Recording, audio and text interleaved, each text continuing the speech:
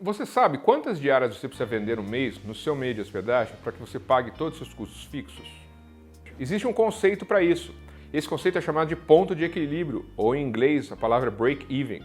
Ponto de equilíbrio é você saber exatamente em que momento você já pagou os seus custos e você começa a ter lucro. Esse é um conceito importantíssimo, porque se você entende o seu ponto de equilíbrio, então se você entende em que momento você já pagou os seus custos fixos, você começa a entender em que momento o seu meio de hospedagem ele entrou numa fase de lucratividade.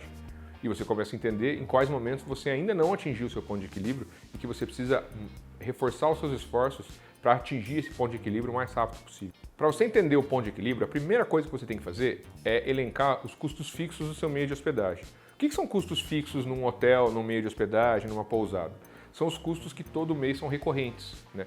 O maior peso de custo fixo dentro de um meio de hospedagem, obviamente, é a sua folha salarial, né? O salário que você paga para os seus funcionários, os encargos e os benefícios.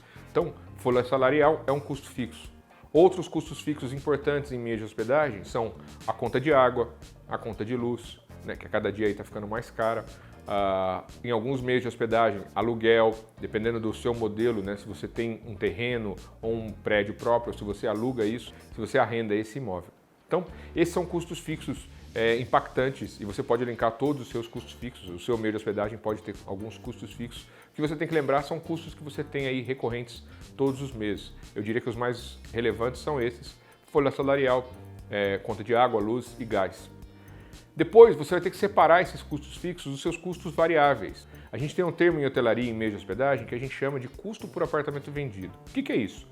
Todas as vezes que você vendeu uma reserva para um hóspede e ele abriu a porta do seu quarto para dormir aquela noite, quais são os custos envolvidos nesse momento? Então você tem os custos de lavanderia, porque você vai lavar, né, o lençol que ele dormiu, a fronha que ele dormiu, você vai lavar as toalhas em que ele tomou banho.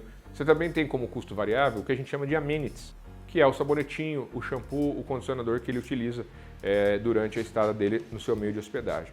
Você pode ter outros custos variáveis, dependendo do que você tem de atrativos ou de opções dentro da acomodação. Se você deixa uma água cortesia, isso tem que ser um custo variável considerado.